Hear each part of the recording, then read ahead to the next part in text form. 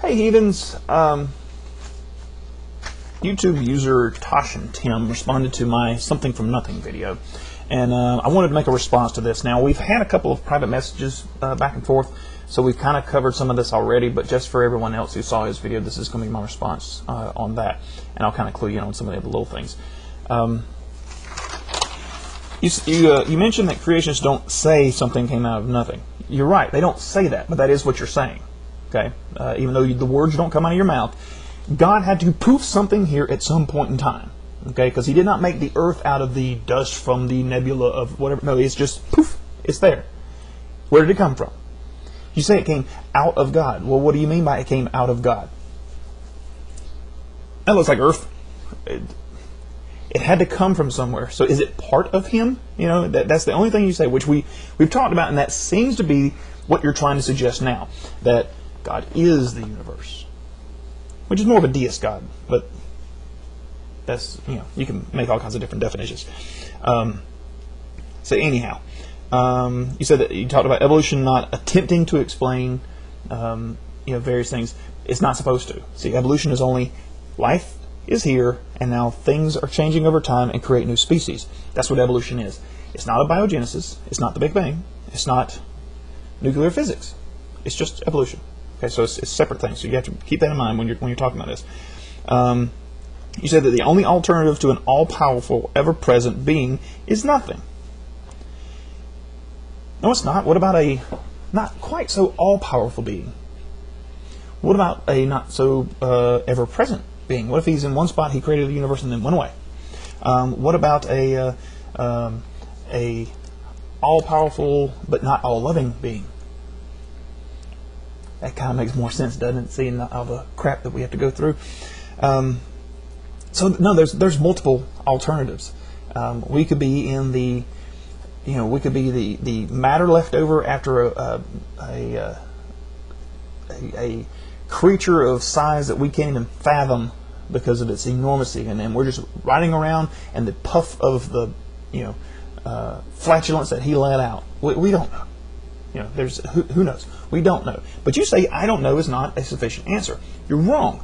I don't know is a perfectly legitimate answer. But let me clarify it a little for you, so maybe this makes you feel better about it.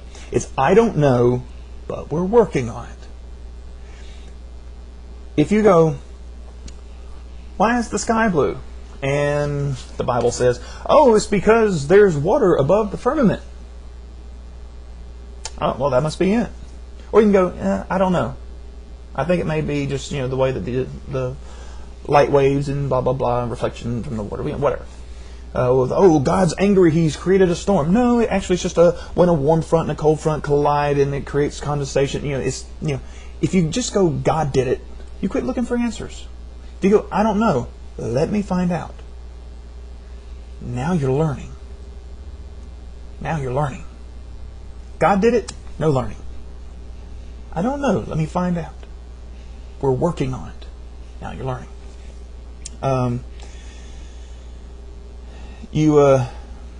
Okay. You talked about for me to sit down and think about it with an open mind of where did that stuff come from. Why? Doesn't matter. Does it? But again, as we've kind of already covered, there's no reason why matter cannot be eternal. There's no reason why it can't be some other thing. It doesn't have to be this all-knowing, all-powerful, all-loving, omnipresent God that you keep talking about. It could be anything. So, it doesn't matter where the stuff came from. We know that it's not from a God because there isn't one. We don't see one. We don't hear from one. He doesn't show Himself. He doesn't.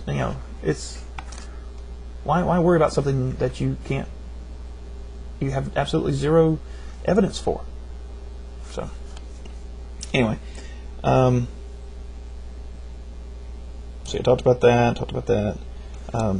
Keep in mind that not only lightning and storms and all that, but also diseases used to be blamed on God. The plagues, wash your hands and don't cough on people, you'll end the plague. But it was attributed to gods. When the Black Plague hit France, They thought that they were being punished. They passed all kinds of rules forbidding certain acts so that hopefully they would get back on the good side of God, when all they really had to do is, the bubonic plague. All they had to do is check out all the fleas that were on the rats that were biting people and spreading the disease. But no, God did it. So they quit looking, and lots of people died. So that's why I don't know is perfectly fine. Keep going till you get the answer. Don't assume God, because God's been wrong every time. Every time someone's gone, oh well, God did it. They've been wrong. Well, how did man come? Oh, God did it. He created us out of dirt. No, actually, no. We found out that we evolved from other primate species, which evolved from other lesser species, and we kind of worked our way to where we are. Everything that's ever been attributed to God has been wrong. So why do you think you're right now?